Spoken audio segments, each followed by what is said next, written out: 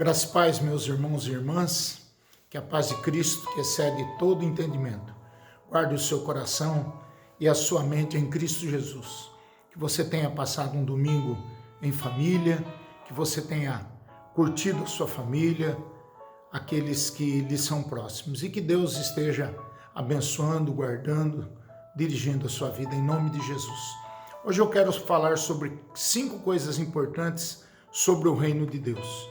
Jesus falou muito sobre o reino e às vezes nós temos uma compreensão errada do que seja o reino de Deus. A doutrina do reino de Deus, ela não é muito bem entendida pelos pastores, líderes, crentes em geral. Fala-se muito sobre o tema, mas quase ninguém explica os detalhes, os pormenores, os conceitos, a importância desse tema para a igreja hoje e para a igreja em missão no mundo. Georgia Harkness, uma teóloga norte-americana, elencou 5 aspectos sobre o reino. Essa teóloga ela vai falar no seu livro sobre 5 aspectos importantes, interessantes e que podem nos ajudar a crer com mais firmeza, a crer no reino de Deus, na implantação do reino de Deus e como nós podemos encarar o que Jesus falou sobre o reino de Deus. Aliás, Jesus fez várias parábolas, contou várias parábolas sobre o reino de Deus. Então eu queria que você prestasse atenção, porque eu creio que pode ajudar você a entender esses aspectos sobre o reino de Deus. Em primeiro lugar, é que o reino significa a soberania, o governo justo de Deus. É um governo nos quais os poderes e bondades, julgamento e misericórdia são combinados. Não existe da parte de Deus e dos atributos de Deus aqui discordância entre um e o outro. Não é algo aleatório entre um atributo e outro atributo. O reino significa soberania. Deus é soberano. Ele é o dono desse reino. O governo justo de Deus. Então é um governo nos quais poderes e bondade, julgamento e misericórdia são combinados. Eles caminham juntos. Segundo lugar, é que esse governo soberano de Deus precisa ser aceito por nós em fidelidade e grata obediência. Às vezes, nós aceitamos a igreja, a denominação, aceitamos a caminhada cristã, mas não aceitamos o reino de Deus dentre nós. E como diz a palavra de Deus, o reino de Deus não é comida e bebida. O reino de Deus é alegria no Espírito Santo. O Espírito Santo que nos move, o Espírito Santo que toca no nosso coração para nós realizarmos a missão, o propósito, os objetivos que Deus tem para a nossa vida como crentes em Cristo Jesus. Então não existe um reino real sem súditos. O reino não é destruído pela desobediência. E por quê? Porque Deus ainda governa em julgamento. O convite para buscar primeiro o seu reino e a sua justiça, certamente deve existir obediência. Sem obediência, como eu busco, como eu vivo o reino de Deus na minha vida? Então eu não vivo. Então o convite para buscar, conforme o Evangelho de Mateus mostra, para buscar o seu reino e a sua justiça, certamente vai exigir de mim, de você, de todos nós, a obediência em Cristo, aos seus preceitos, aos seus princípios, à palavra de Deus como um todo. Por isso que Paulo disse que nós precisamos pregar todo o conselho de Deus, todo o conselho de Deus. Então, sem obediência,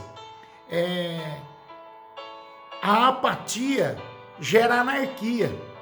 E se vontade de Deus, e a vontade de Deus nesse sentido é desrespeitada. Nós, quando não vivemos em obediência, e a obediência, meus irmãos, é o primeiro passo para nós termos uma vida cristã equilibrada, feliz. Sem obediência, nós pecamos, nós erramos o alvo. Nós deixamos de fazer aquilo para o qual Deus nos chamou, para o qual Deus colocou como propósito e como missão na nossa vida. Então, sem isso, a apatia gera anarquia se a vontade de Deus é desrespeitada. Terceiro lugar, o alvo do reino aponta em direção a uma sociedade de pessoas redimidas. Isso é muito interessante. Uma sociedade redimida é aquela na qual a salvação é procurada e encontrada, não como indivíduos isolados, mas numa comunidade de indivíduos que se expande. Então a palavra de Deus diz que Deus nos escolheu, Deus nos predestinou. E é a formação dessa sociedade de pessoas redimidas que se forma o reino de Deus, que se expande formando o reino de Deus. Por isso que o reino de Deus não é placa de igreja, meu irmão, minha irmã. Por isso que o reino de Deus não é grupo. Por isso que reino de Deus não são grupos para eclesiásticos. Nada a ver. O reino de Deus é formado de indivíduos que foram redimidos pelo poder, autoridade e sangue de Cristo. Quarto lugar, o reino enfrenta oposição a todo momento. E essa oposição é bastante mesmo nas nossas ações mais meritórias. Não podemos minimizar o poder do mal. Às vezes tem pessoas que minimizam o poder do diabo e acham que o diabo não tem o poder que ele tem e para fazer coisas que muitas vezes nós não acreditamos com o ser humano, degradando a vida do ser humano e fazendo com que o ser humano perca a imagem de Deus, a imago Dei. Então, nesse sentido, essa oposição pode vir do diabo, dos poderes demoníacos da história, ou até mesmo de situações presentes de pecado, ignorância, apatia e erro dos seres humanos. Os principados e poderes confrontam os poderes de Deus. Deus nunca é conquistado por essas forças. E o crente redimido, lavado por Cristo Jesus, conforme diz lá em 1 João 5,18, a palavra de Deus diz que aquele que é nascido de Deus, o diabo não lhe toca. O diabo pode ficar em nosso derredor querendo nos tragar. A ideia de tirar o nosso foco, de tirar a nossa vontade de orar, de ler a palavra, de pregar o evangelho, de sermos pessoas melhores. Mas nunca Deus não é conquistado por essas forças, mas nós cremos que os seus propósitos são atrasados e frustrados muitas vezes por elas, porque são forças do mal, forças que habitam as regiões celestes, são forças que a gente entende lá no texto, quando fala que o espírito milita contra a carne. Russell Shedd escreveu um livro, Deus, O Mundo, a Carne e o Diabo, que são as formas pelas quais nós somos tentados pelo nosso inimigo.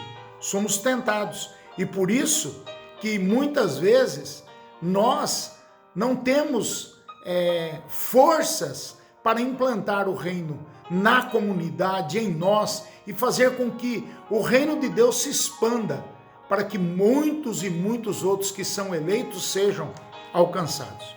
Em quinto e último lugar, o reino de Deus governa, que Deus governa é presente, mas aponta para frente. Por isso que a oração, venha o teu reino, ainda que vejamos evidências da sua presença hoje, do seu milagre, a sua consumação está no futuro. É o já e o ainda não. No já nós já experimentamos a ação de Deus, no já nós experimentamos os milagres de Deus, no já nós vemos o agir de Deus na história humana, mas falta-nos o ainda não, como Paulo disse, hoje nós vemos como que embaçado, mas naquele dia nós veremos tudo às claras, tudo às claras.